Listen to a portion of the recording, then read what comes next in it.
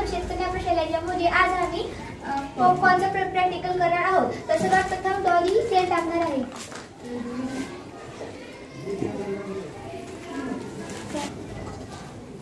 तर तेल आता गरम झालेलं आहे, तर आपण मक्याचे दाणे त्यात टाकून घेऊया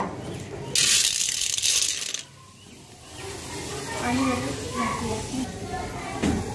त्यावरती आता आपण झाकण ठेवून घेऊया।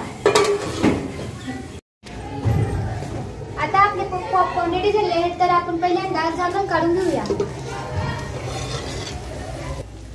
आता आपण थोडे मीठ टाकणार आहोत व त्याचबरोबर थोडी हळदी टाकू व थोडं ते मिक्स करून घेऊया। अशा पद्धतीने आपली पॉपकॉर्न तयार झालेली आहे बघा। थँक्यू। झाले बघा, खावा आता।